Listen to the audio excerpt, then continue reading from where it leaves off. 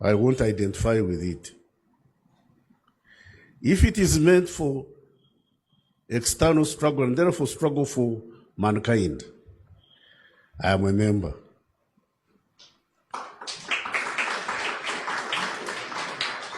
Because if it is for internal struggle, me and the Attorney General should not be here. Because for your law society to call themselves radical is an indictment on our performance. Why should our law society radicalize to struggle against government? For a person like me who's transited from colonialism, those of you what I'm talking about, maybe Ruchikire knows. I've seen colonialism. I've seen Obote 1. I worked under Idi Amin. I was in the bush during Obote 2. I saw the brief transition of this fracas of UNRM, yeah?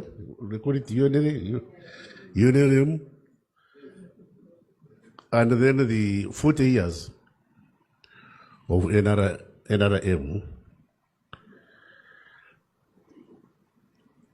And at the crowning of the 40 years of our tenure, when our past, biological past is fast catching up with us, whether we want or don't, we shall go. My question is, what are we leaving behind? What are you leaving behind when your own law society is talking of radicalizing in order to fight you, and to fight you without your input and guidance? That's a question most of us should ask ourselves. Ladies and gentlemen, apart from Muzair Chikir and a few other young men I was sitting with there, including my friend, this FDC MP,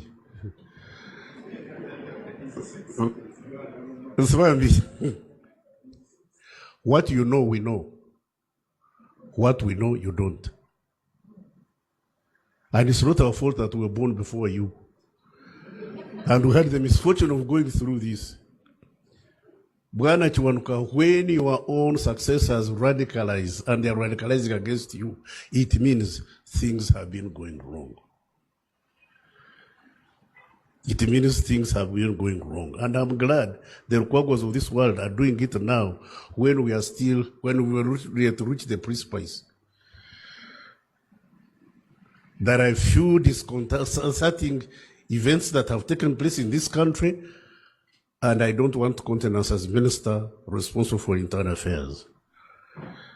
I've made myself loud and clear that certain things that are happening are unacceptable, because I was here during Amin's time.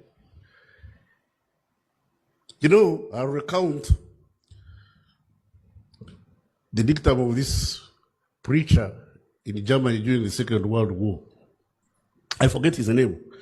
Anyway, God save his soul if at all he has any. He said, when they came for the socialists, I kept silent because I was not a socialist. Then they came for the gays. I kept quiet because I was not gay. Then they came for the trade unionists. I kept silent because I was not a trade unionist. Then they came for the Jews. I kept silent because I was not a Jew. When they came for me, there was nobody left to speak on my behalf. Ladies and gentlemen, don't commit the sin of silence.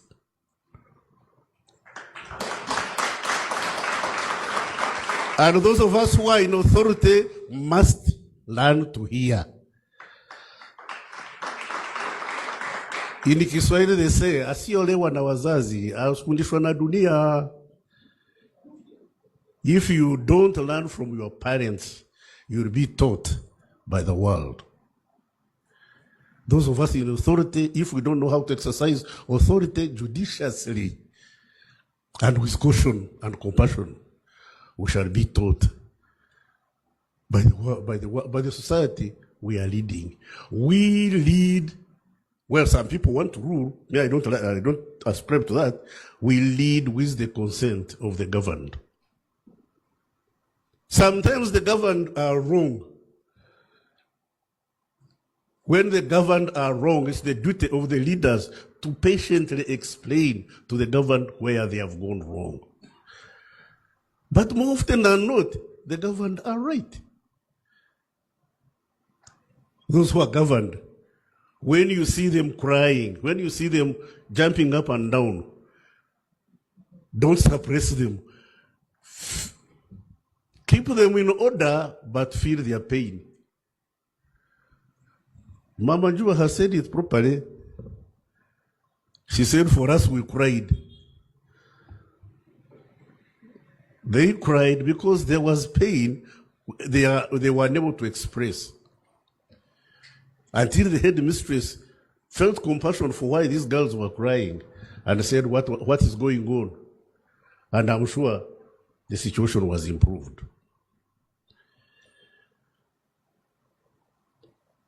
Recently, I've heard of episodes of people being, so-and-so has been arrested. Arrested, yeah, very good. 6 months, this person has not been brought to court. So-and-so has disappeared. Like now, today somebody called me from Mbarara and said a gentleman called Wangomani, Amos Wangomani. A very big cadre, well, these middle cadres who fights from 70 to the name. He's been arrested. Amos Wangomani from Mbarara, just a simple businessman. He was arrested, he's disappeared for 3 weeks. His family went to court. First time he was not produced. Second time he was not produced. Yesterday they went to court. You know what the authorities told us, including Muzei Chiriwachi Wanuka, vicarious liability. They said, we don't know where the man is. Oh. Wait a minute. When people of my size, height, and weight disappear without trace, that's a problem. How can a man big as I am disappear without trace?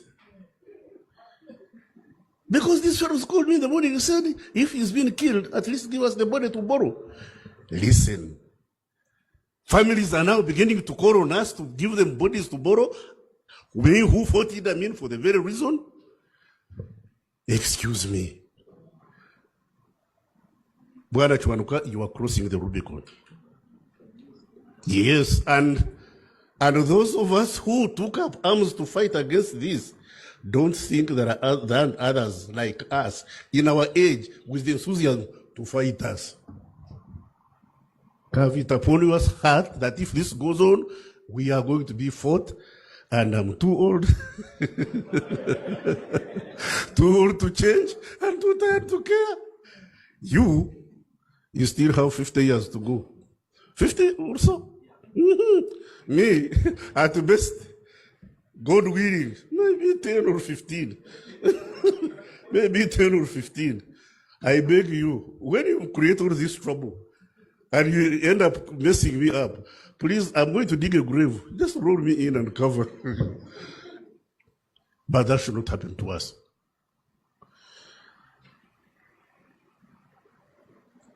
All and sundry should learn to listen to the governed. These people, you know, the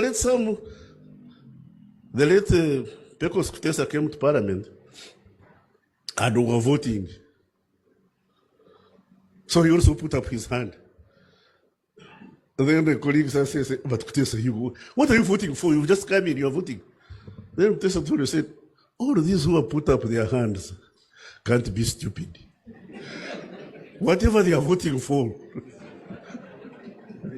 must have sense. If it doesn't have sense, then I'm going to be party of the majority as opposed to the minority. Now, when one cries, it's an accident, an incident. when two people cry, it's a coincidence. When three people start crying, it's enemy action. There must be a reason for us to put our ears onto the ground and reverse the cause of this. I can see the Lord Mayor clapping. Well, Lord Mayor, everything you said here is wrong. But you have a right to be wrong. Yes, you may be wrong, but you have a right to be wrong. And it's our duty as the ones in charge to show you are wrong and to put you on the right path. And if you don't get on the right path and you clash with the law, then the law, which is supposed to be blind, will take charge of you. My job is to arrest Chiriowa Chiwanuka, take him to an official hangman. And the official hangman is there, justice intended, your God intended. And the hangman will decide whether you hang or you don't. Why should I soil my hands hanging you and taking the blame when there is a hangman paid for it? A man who is hired to hang you and he's paid for doing it. My job is to ensure that you follow the law. In my enthusiasm, I may make mistakes. I could commit errors. That's why we go to the judiciary. That's why we call all these people here land gentlemen. I have 5 of them in my house. I have 5 lawyers, my children. And unfortunately, they follow a lady who is a doctor. Now, when they are having legal arguments, my daughter comes to me and says, Daddy, I think I have here 5 psychiatric patients. I think I have here 5 potential psychiatric patients. I say, why? Say, how can you have 5 opinions and you all claim they are right? One of you has to be right and the other has to be wrong.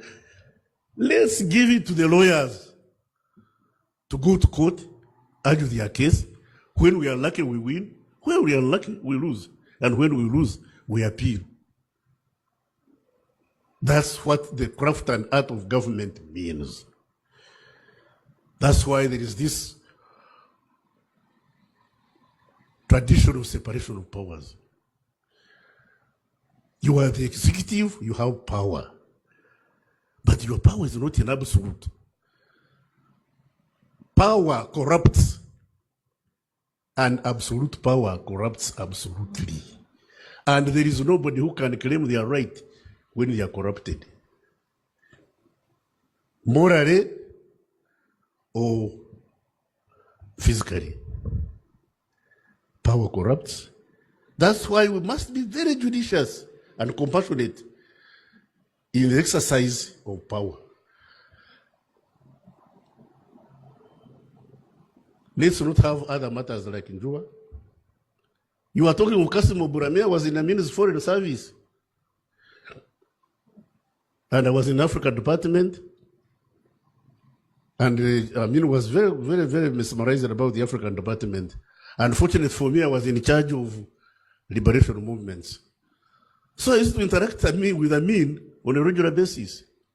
One day, he called us to this house they used to call Cape Town Villas. And I was a junior officer for the service officer 6. And we are going to meet him on Saturday. Amin was a very nice gentleman. Whenever we went there, he would entertain us. And he would give us booze. Now, for the service officer, with my own pay, whenever they brought beer, the directors would be talking for us, we would be at the back drinking. Ironically, we would start drinking at around 11. By 2, all of us would be speaking together with the president who was drinking juice. But would be at par. He would be drinking juice. For us, we are drinking beer. But at around lunchtime, we are all very, very, very, very jolly. Now, on this occasion, They brought a gentleman from West Nile.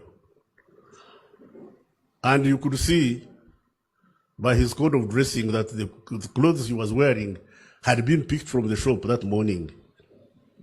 He was in a suit and a shirt. Shirt was an iron and a tie. And he was. So I invited him for lunch and told him, "Oh no, I know your problem. You had issues, and it's fitina, West Nile. Fitina, what West Nile? They hate you. They says now I'm releasing you. Go back to West Nile. Go and do your work. And if anybody tries to disturb you, get in touch with me." Then he said, called Jonathan, the coach who was PPS, said, "Give this man 20,000 shillings. 20,000 shillings at that time was equivalent to about 200 million. It was a lot of money. Because my first car, which was a Peugeot 504, I bought at 16,000 shillings. 16,000, I could buy a car. Now it can't buy beer." So he gave this man 20,000 shillings. Now, when we finished lunch, for us who were a bit tipsy, he gave, as this man was going out, he gave instruction to one of his bodyguards called Adam Bisijin. The instruction was in Kinubi. We never understood Kinubi. But the Ambassador Kawesa, who was sitting next to me, said, "Banango ya wedi." The instruction, the model instruction showed, kill him. Then the Ambassador Kawesa said, "Banange oya wedi." Are you sure we didn't get sober? We all sobered up.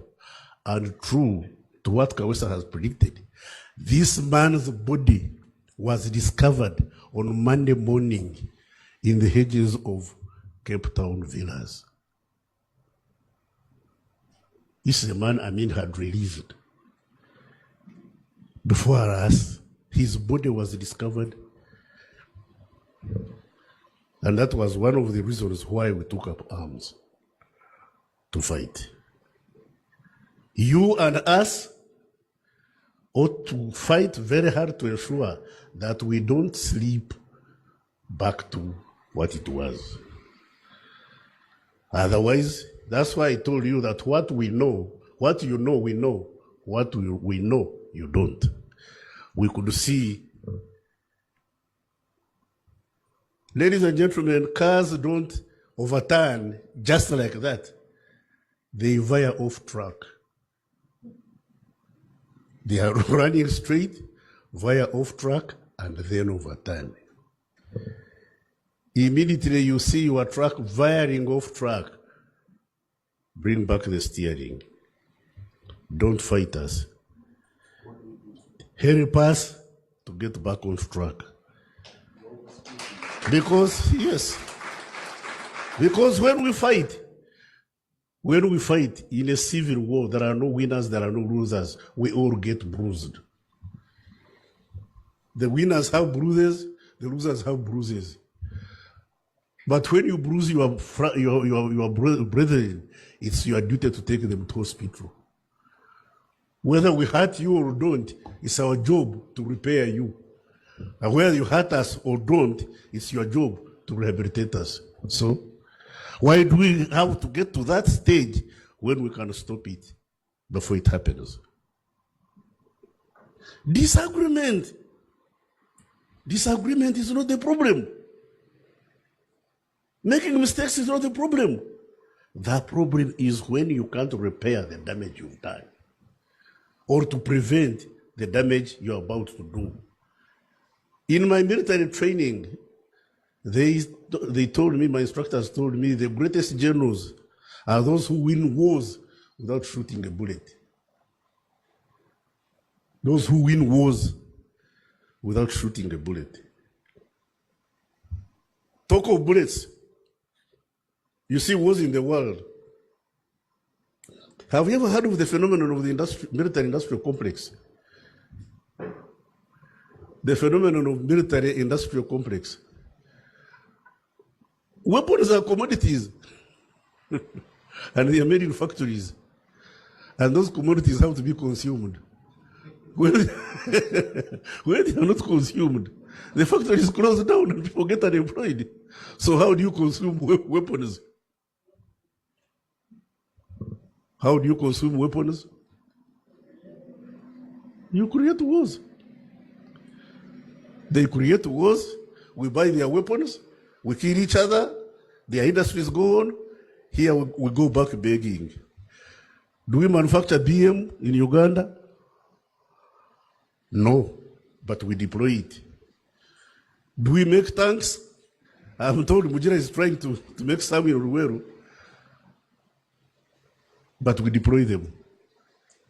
Do we make aircrafts? No, we deploy them. So does Rwanda, so does Congo, so does Burundi.